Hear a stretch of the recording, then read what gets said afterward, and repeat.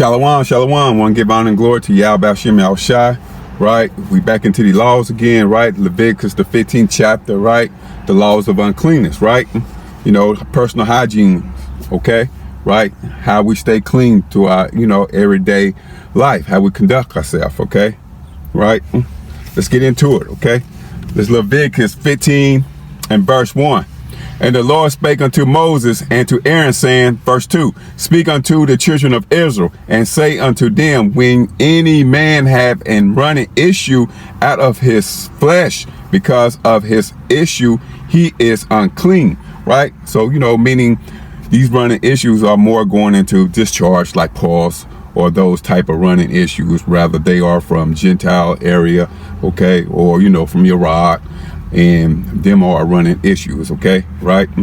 Verse 3, and this shall be his uncleanness in his issue, whether his flesh run with his issue, or his flesh be stopped from his issue, it is his uncleanness. Verse 4, every bed whereon he lighted that had the issue is unclean, and everything whereon he sitteth shall be unclean. Verse 5, and whosoever touched it, his bed shall wash his clothes and bathe himself in water and be unclean until the evening. Right, meaning if you had some type of penile, a discharge, or some type of like running issue that makes everything you sit down on unclean, and that is what this is going into. And you will have brothers get a small paper cut, and they will worry about it and say, I have a running issue, or a pimple popped it, right? And they will say, I have a running issue, and that isn't what this is going into, right? Verse 6, and he that sitteth on anything whereon he sat that had the issue shall wash his clothes and bathe himself in water and be unclean until the evening. Verse 7, and he that touched it, the flesh of him that had the issue, shall wash his clothes and bathe himself in water and be unclean until the evening. Verse 8, and if he that had the issue spit upon him that is clean, then he shall wash his clothes and bathe himself in water and be unclean until the evening. Verse 9, and what saddle soever he rideth upon that had the issue shall be unclean, right? So meaning, you have different uncleanness and how you go about that. So if you, have had a running issue and some type of discharge and some type of, like pus or some type of unknown substance, some type of, leak, right? And that is usually common around, STD, chlamydia, syphilis, right? Or some type of, strange infirmity that leaks out of there, right? And you are unclean, rather it is blood and it is mixed with this or that, right? So if you have a simple cut, and that's not classified as a running issue, all right?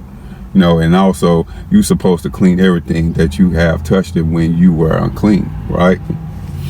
Okay, verse 10.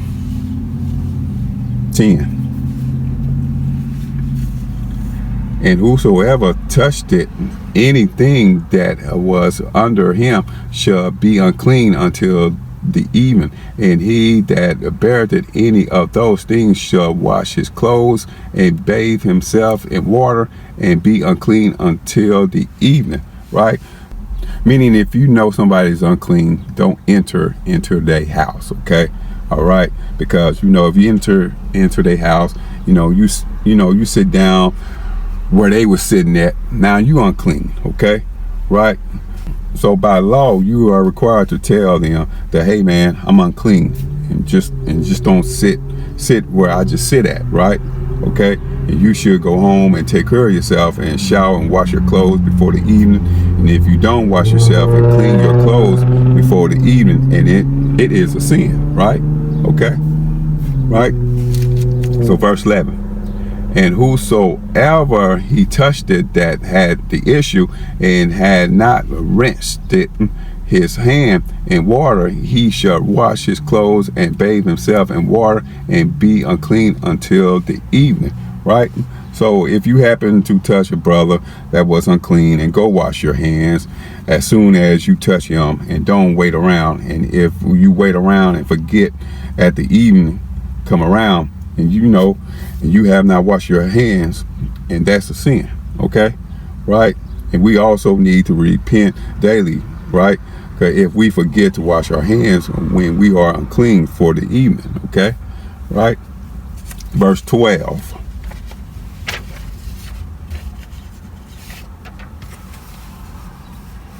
Right. So, we got to practice being clean, okay? Because we clean people, right? Okay? And this counts in the Bible, all right? Our people taking showers, okay? Right? Let's go to the count on Susanna, our foremother. Susanna 1. I'm going into the Apocrypha, okay? Susanna, all right? I want 1 in verse 12. To Susanna 1 and 12. Yet they watched it diligently from day to day to see her. Verse 13. And the one said to the other, let us now go home, for it is dinner time. Verse 14. Verse 14. So when they were gone out, they parted the one from the other, and turning back again, they came to the same place. And after that, they had asked one another the cause. They acknowledged it their lust. Then appointed they a time both together, when they might find her alone. Right? So these two elders, these two Hamites, these Africans, they was lusting after Susanna, right? And they acknowledged their lust to one another, right? To try to find Susanna alone, right? Okay, for they can try to rape her, right? For they can plot against her will, okay? Right? Verse 15. And it fell out as they watched it a fit time. She went in as before with 2 maids only, and she was desired to wash herself in the garden, for it was hot, right? So Susanna, she washed herself in the garden, right? Because it was very hot outside, okay? And we should be keeping our body clean every day, all right? Just like Susanna, she was a holy woman, that she kept her body clean, right? So we should be cleaning ourselves every day. We brothers and sisters, we like taking showers, okay? Right? Now, same concept. Then the Most High tell Moses to tell Aaron, right? He had to wash himself before he go into the holy place. Let's go to that count. I want Leviticus 16, and then I'm going to start verse 2. This is Leviticus 16 and 2. And the Lord said unto Moses, speak unto Aaron, thy brother, that he come not at all times into the holy place within the veil before the mercy seat, which is upon the ark, that he die not, for I will appear in the cloud upon the mercy seat. Right, verse 3. Thus shall Aaron come into the holy place with a young bullock for a sin offering, and a ram for a burnt offering. Right, so it's letting you know what to do before Aaron entered into the holy place, right? Verse 4. He shall put on the holy linen. Let me read that again. He shall put on the holy linen coat, and he shall have the linen breeches upon his flesh, and shall be girded with a linen girdle, and with the linen mitre shall he be attired. These are holy garments, therefore shall he wash his flesh in water, and so put them on, right? So, okay, so Aaron had to wash his body before he went into the holy place, right? And he couldn't just walk in there the next day, right? And put on the holy garment. And that's how we have to be clean as a nation, right? In our holy garment, okay? Right? The same concept. Let's get more accounts. What's the count with David and Bathsheba? When David came out this bed and he seen Bathsheba washing herself, right? Let's go to that count. I want 2 Samuel 11. 2 Samuel 11 and verse Should be 1. 2 Samuel 11. I'm going to start with verse 1. This is 2 Samuel 11 and 1. And it came to pass after the year was expired, at the time when kings go forth to battle, that David sent Joab and his servants with him and all Israel, and they destroyed the children of Ammon and besieged it Rabbah, but David tarried it still at Jerusalem. Verse 2. And it came to pass in an evening tide that David arose from off his bed and walked it upon the roof of the king's house, and from the roof he saw a woman washing herself, and the woman was very beautiful to look upon. Right?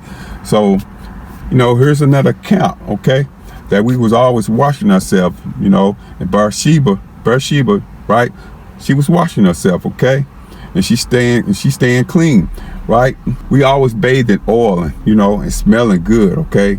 So, and imagine what the temple was smelling like, all right? When they were, burning, frankincense and myrrh, okay? Right? With the candles lit, right? So we got to get back to that, because, Babylon, following Esau, man, our brothers and sisters, man, we would go down there 2 or 3 days without taking a shower, okay? Right? So, without brushing our teeth, so this Babylon, it taught us, not to take showers anymore, stay clean, okay? Right? And remember, the Most High had our women, stinky, okay? That's Isaiah 3 and 24. We can go read that, okay? Right? The same concept, another account. Remember, Naomi told Ruth to go take a shower, right? Let's go to that account.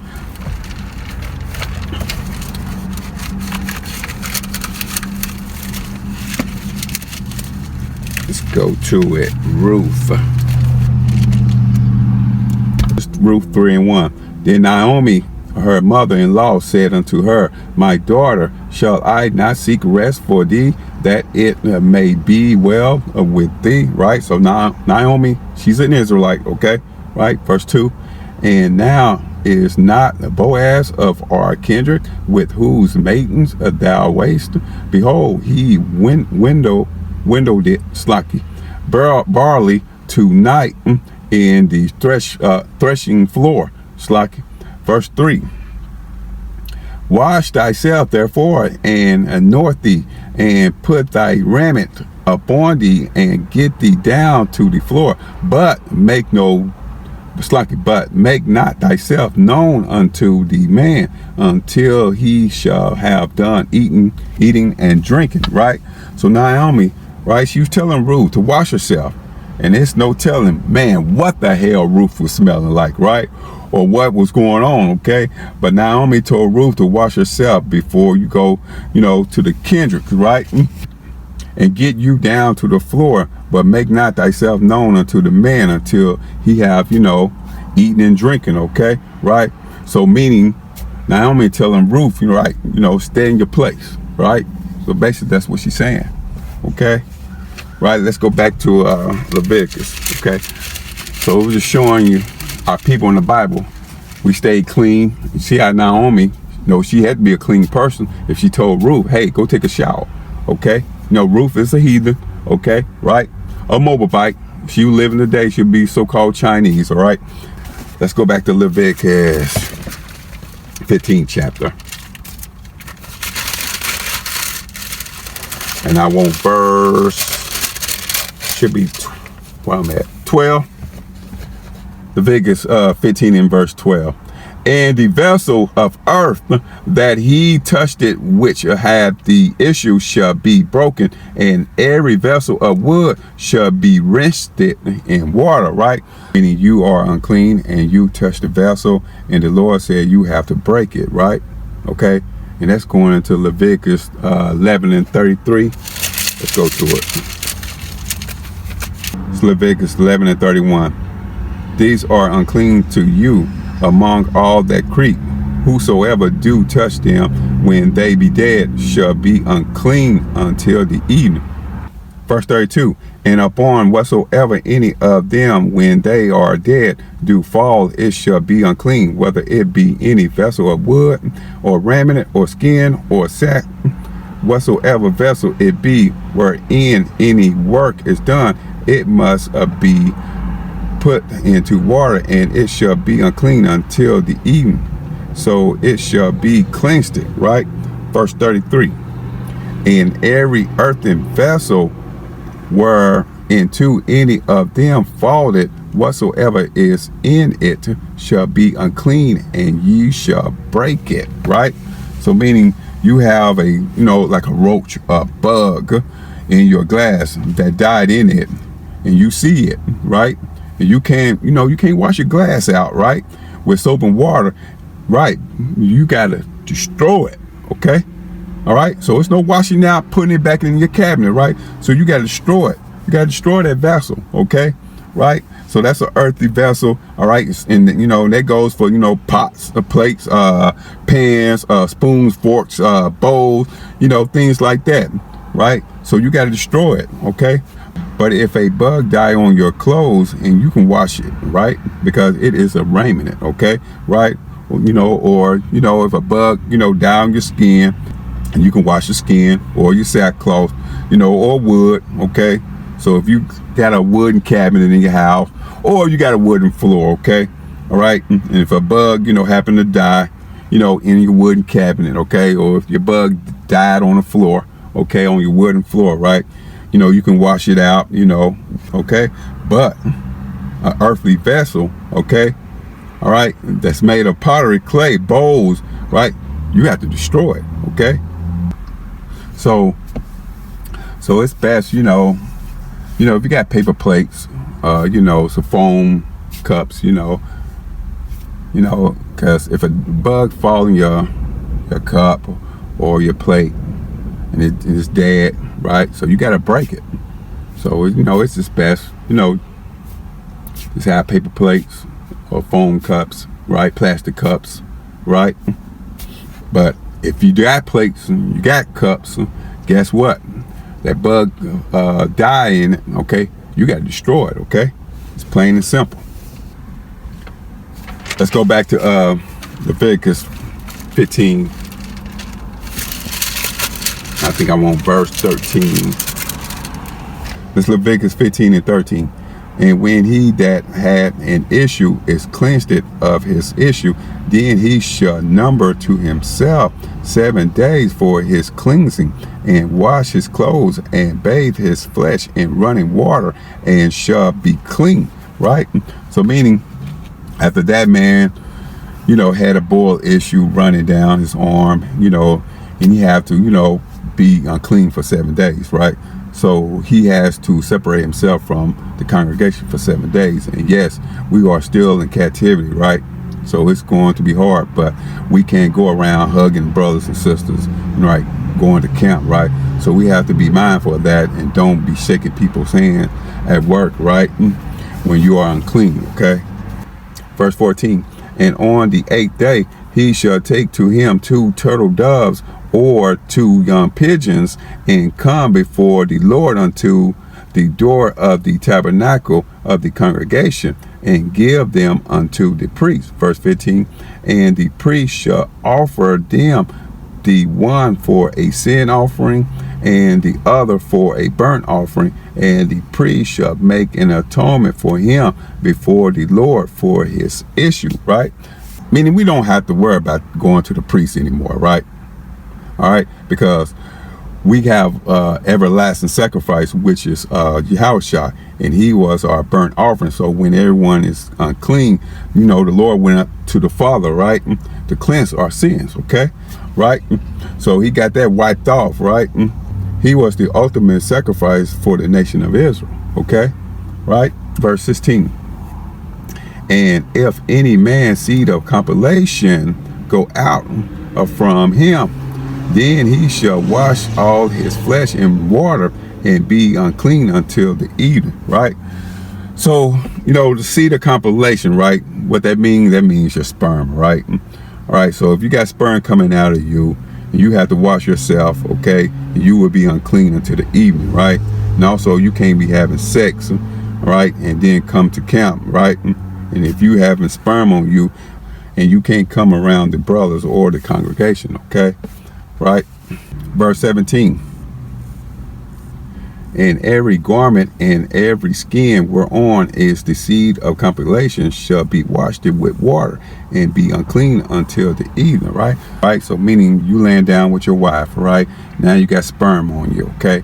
Now you need to go take a shower, okay? Go wash your sheets and be unclean until the evening, okay?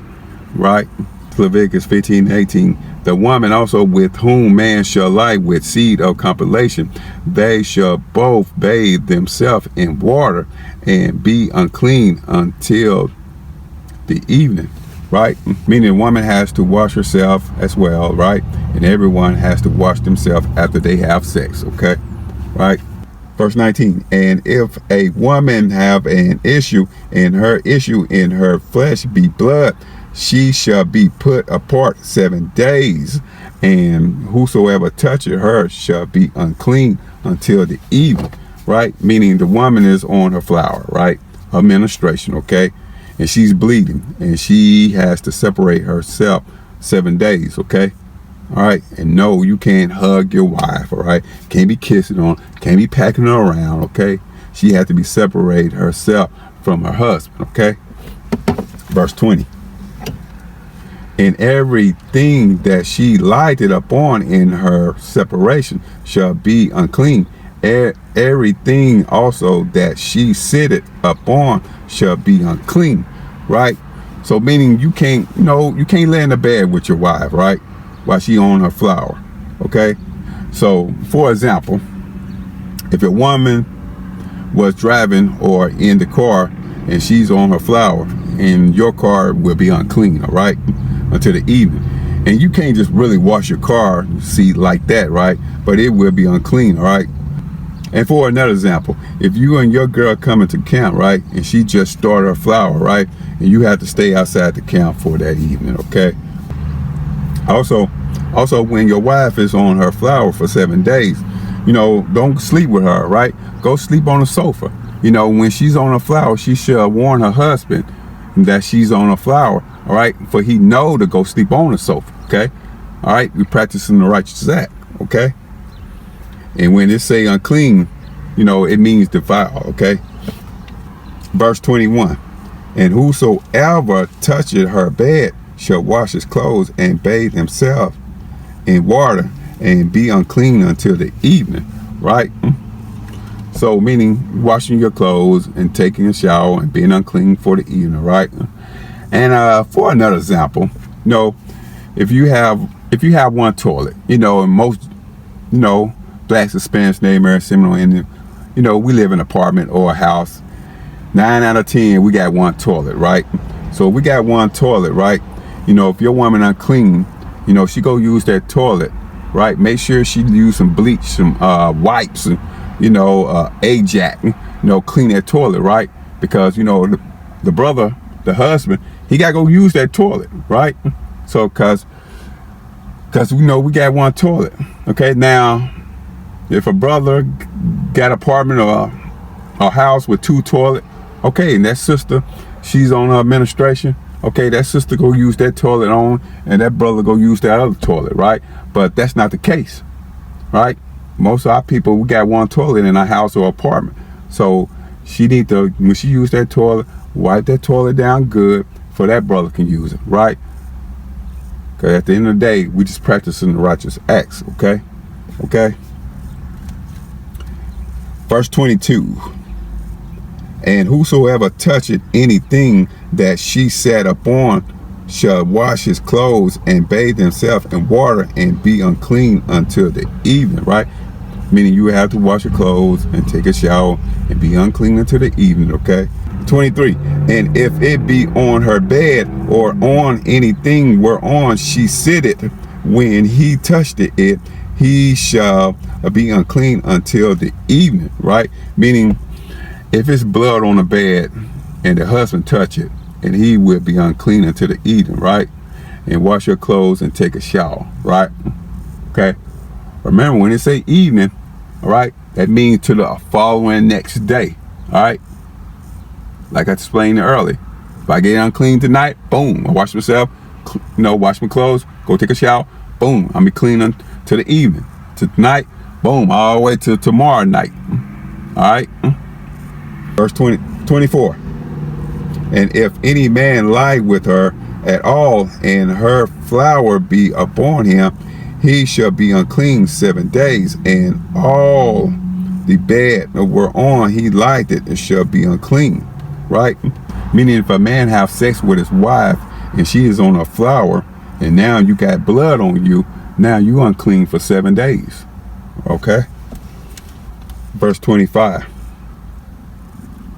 And if a woman, verse 25, and if a woman have an issue of her blood many days out of the time of her separation, or if it runs beyond the time of her separation, all the days of the issue of her uncleanness shall be as the days of her separation. She shall be unclean. Right? Meaning, if your wife is having extended flower, right, and it's usually, 7 days, but now it is like 14 or 21 days, right, and she's still on a flower, and she's still unclean, okay, right? And also, if your woman on her flower for like 4 or 5 days, okay, you still have to wait till 7 days, all right? So no having sex. I don't care if it's just 4 or 5 days she talking about it stopped. No, you still wait them 7 days, okay? Right? Just think about it. I'm quite sure your brother read that account about the woman. For 12 years she was bleeding, right? Look how much she missed out on. Let's go to that account, all right? And the woman had faith, right? And she touched his garment, and Yahweh healed her. Let's go to Matthew. I want 9 and start with verse 19, okay? This is Matthew 9 and 19. And Yahushua arose and followed him, and so did his disciple. Verse 20. And behold, a woman which was diseased with an issue of blood 12 years came behind him and touched the hem of his garment, right? But Yahushua healed her in the hour when she touched his hem of the bottom of his garments, right? Okay. So, but when she touched the bottom of his garment, it made him unclean, right? But Yahushua, he is the law, right? And he know the law better than we do. Okay. So she had faith and she believed it. Okay. She went 12 years, okay, bleeding with the disease, right? Let's go back to Leviticus 15 and 26. It's Leviticus 15:26. Every bed whereon she lighted all the days of her issue shall be unto her as the bed of her separation, and whatsoever she sitteth upon shall be unclean as the uncleanness of her separation. Right? So meaning whatever she touched, it's unclean. So the husband had to make sure his wife don't touch his clothes, the things for his camp he need, right? Because whatever she touched, it's unclean. Okay. 27. And whatsoever touched it, those things shall be unclean, and shall wash his clothes and bathe himself in water and be unclean until the evening. Verse 28. But if she be cleansed of her issue, then she shall number to herself 7 days, and after that she shall be clean. Right? Meaning, let's just say she ran, beyond 7 days on a flower, right? And it lasted 8 days, and then on the 9th day she was clean. And after the 9th day, and you can't lay with her on that 10th day, and she has to count 7 more days, right? And then she is clean. And why do you have to, count 7 more days? Because you want to really try that matter, right? And a lot of women spot, and she could be clean, and she can say, I don't see no blood. And then, 2 days later, it is blood, right? So It could be, you know, a legitimate disease, and it could be, you know, something that you don't, you know, want to take chances, right? So even though her flower ran, you know, beyond that 7 days, and it is the 8th day, and then it healed it up, you still count 7 more days, right? And she wanted to be absolutely certain, okay, you know, that, you know, this is not a legitimate infirmity or illness, okay? Verse 29, and on the 8th day she shall take unto her 2 turtles or 2 young pigeons, and bring them unto the priest to the door of the tabernacle of the congregation. Verse 30, and the priest shall offer the one for a sin offering, and the other for a burnt offering, and the priest shall make an atonement for her before the Lord for the issue of her uncleanness, right? Meaning, you know, she had to bring whatever she had, turtle, or, you know, a young pigeon for the offering, okay? Verse 31, thus shall ye separate the children of Israel from their uncleanness, that they die not in their uncleanness when they defile my tabernacle that is among them, right? Meaning that we do not die from our uncleanness, and when you are unclean, you are acceptable to unclean spirit or a deaf angel that might come around, for we won't die in our uncleanness, right? And what is sin is for, meaning death. So if, you know, you're not following these aspects to stay clean, and you are the closer to being put to death, right?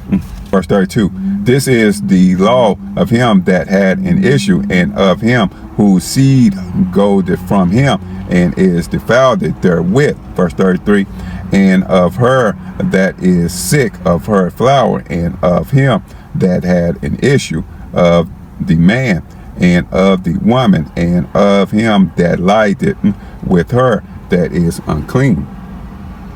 Right? So, right, so this is Leviticus 15 chapter, right? All right, the laws of uncleanness, right? Okay, how we conduct ourselves, you know, in our day-to-day life, all right? Okay? So, you know, we practicing the righteous acts, okay? Right? But anyway, write these precepts down, study, practice these laws, okay? Right? Anyway, I want to give honor and glory to Yahweh Hashem Yahushua. Shalom.